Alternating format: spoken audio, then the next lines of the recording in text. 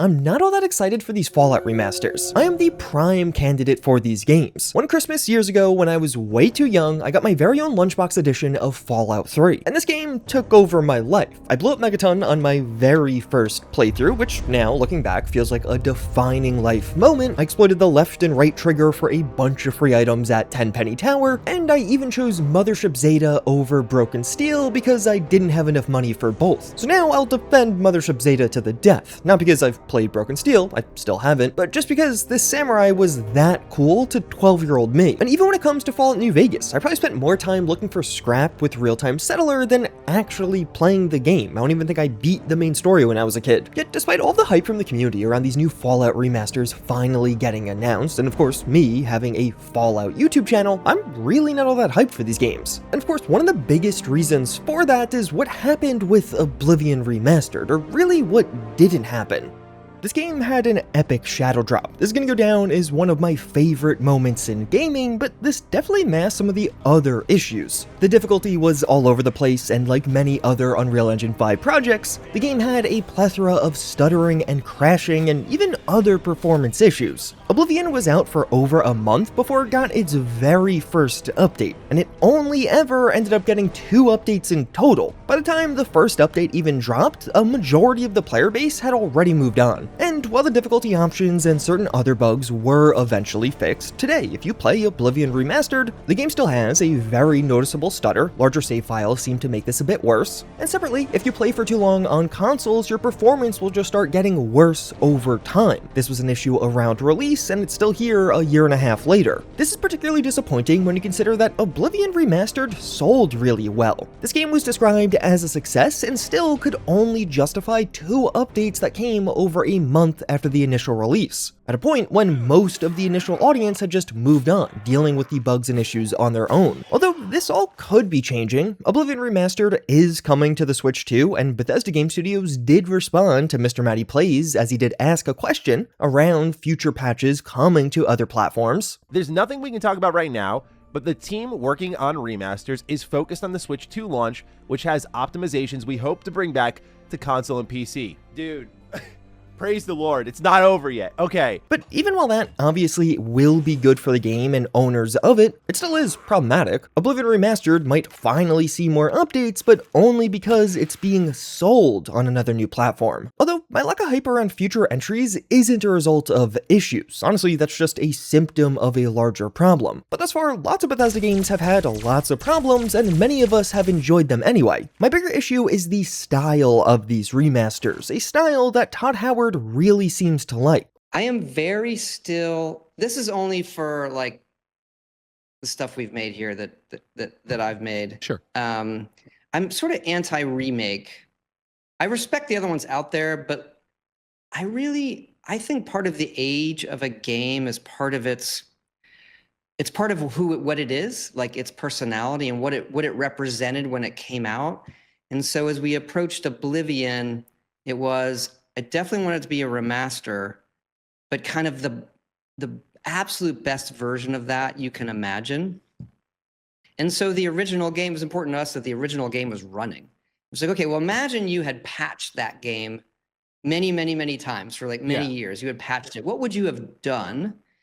And so we sort of took that approach with sprinting and some other things. And then graphically, let's just make it look modern, but still in the style it was, right? So we're not gonna redesign the armor to be something new in the Elder Scrolls. It's like that version of it looking the way you kind of remember, but up-res. So Oblivion Remastered was made in a bit of an unusual way. It works using both its original engine Gamebryo, but then also Unreal Engine 5 layered on top for a lot of the modernizations and visuals. So the game feels just like Oblivion because, yeah, the old Oblivion is actually there running underneath everything. But things look way better because what you're actually seeing is Unreal Engine 5, and sometimes things feel a bit better because they're able to update certain features with Unreal Engine 5. It's a very interesting and complicated approach, but honestly, it creates a really cool game. If there wasn't a bunch of bugs and stutters and some of the other issues we'll get into in a moment, Oblivion Remastered is an incredibly impressive technical achievement. But this dual-engine approach means lots of mods were just impossible or far more difficult, made only worse by the fact that Oblivion Remastered never got official modding tools.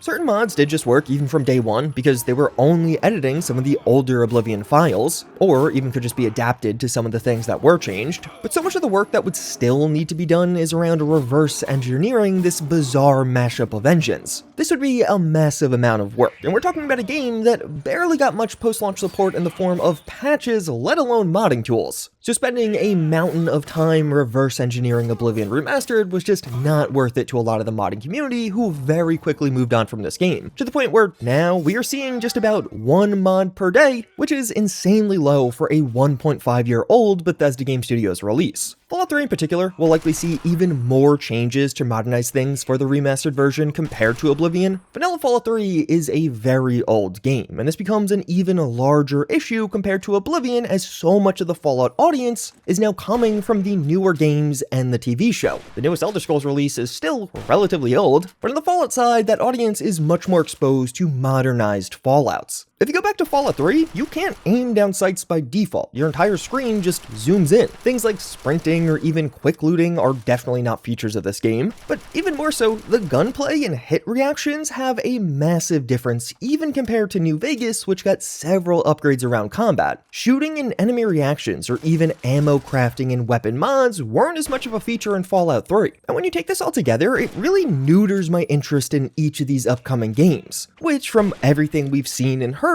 will likely be made in a very similar style to Oblivion Remastered, because the issues here are multifaceted. Oblivion just did not get great support from Bethesda. It had lackluster communication around its updates and barely got any updates in the first place. It's not like it only needs 2 patches. Oblivion Remastered now just exists in a state where it has what I would consider several game-breaking issues. Some of the community is starting to pick up on this though.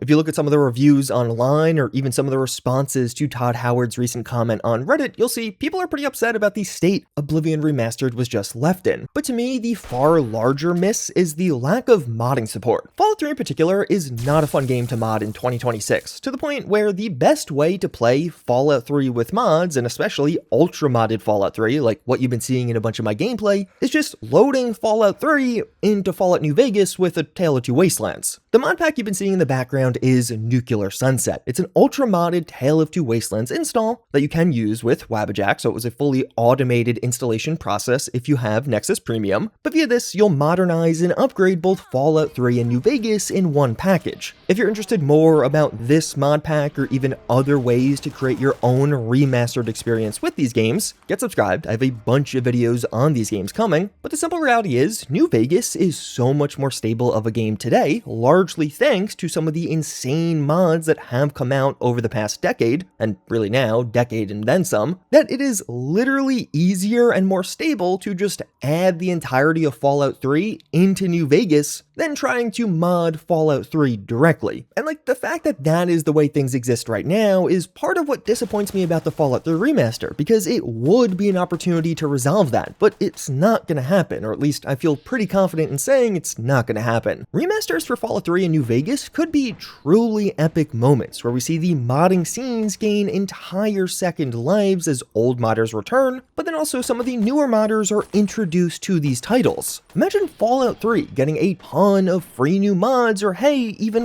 larger DLC-sized pieces of content in 2027. Like, imagine Kingath's team actually making new pieces of DLC-sized content for Fallout 3 Remastered. Fallout 3 and New Vegas are incredible games on their own, but a massive part of what made these games so special is the custom content community around them. And while the remasters could be gigantic opportunities to renew interest in all of that, and of course, as Bethesda's selling mods, that too could be a factor. Bethesda could make money with this, but it just seems like it's being completely neglected or overlooked, at least if we base it off what they did with Oblivion. And to me, that's a real shame, especially because this really could be so cool. New Vegas modding has been going insane lately. 5 years from now, we very well may have a situation where both a Fallout New Vegas and a Fallout New Vegas Remastered exist, but there's going to be more people playing Fallout New Vegas because you can actually mod it. This is the exact same sequence we're seeing right now play out with Oblivion Remastered, and it's a shame. Proper Creation Engine 2 or 3 remakes of these titles could not only preserve them, but upgrade and enhance them into new communities for decades into the future. Look, we're definitely hitting a point with some of these Bethesda games where the visuals are getting good enough where I kind of don't care anymore. Unfortunately, Fallout 3 and New Vegas feel pretty old, but Fallout 4 doesn't. The game's a decade old now, and it really doesn't feel all that bad to play in 2026. Fallout 3 could be getting put into a state like this with a remaster or really a remake, but apparently it's not worth it, which feels crazy to me. These are some of the biggest gaming franchises in the world. With that said, as of right now, we don't even know exactly when these games are coming out. Fallout 3 seems quite likely for next year. I've heard that personally. And of course, we have that big DC fan celebration on October 23rd, which feels like an obvious day to release Fallout 3 Remastered, although there is a certain irony to that, because this is going to be a giant in-person fan celebration in Washington, DC. Bethesda hasn't done one of these for Fallout really ever like this, not officially, so I have to imagine a ton of people, both on the creator, media, but also, of course, fan side. DC is an incredibly accessible city for a ton of the US and even Europe, so I expect a huge turnout in person. Do you really want all of your biggest fans to be there in person and then release the video game they're super hyped for on the same day? While they won't necessarily be able to play that game because, you know, they're in a foreign country or in a foreign city. I'm personally incredibly hyped, and I'm definitely going to the DC event next year, but I was thinking about this, and I do gotta wonder if there isn't a better strategy to releasing Fallout 3 Remastered, but also having this awesome in-person event. I feel like doing them on the same day might actually not be the best way to handle it. But either way, New Vegas feels probable to show up shortly thereafter. With the New Vegas remaster in particular, it really can use a ton of the work from the Fallout 3 remaster, assuming it's also made in the same style with these two engines. New Vegas itself was famously made in 18 months thanks to reusing a ton of Fallout 3 assets, and the same hypothetically could be true for the remastered version of this game. I wouldn't be shocked if Virtuous, the same people who did Oblivion, are currently working on both Fallout 3 Remastered, but also potentially New Vegas Remastered right now. Although of course that's not confirmed, hypothetically the New Vegas Remaster could be using a different engine. It could be using Creation Engine 2 or 3. I don't think it is, and I haven't heard as much, and instead it feels a lot more likely to be using the same Gamebryo Unreal Engine 5, which does make years like 2029 feel a lot more possible. Maybe even 2028, depending on how quickly they want things out. If anything, it might just be whenever the Elder Scrolls 6 isn't coming out.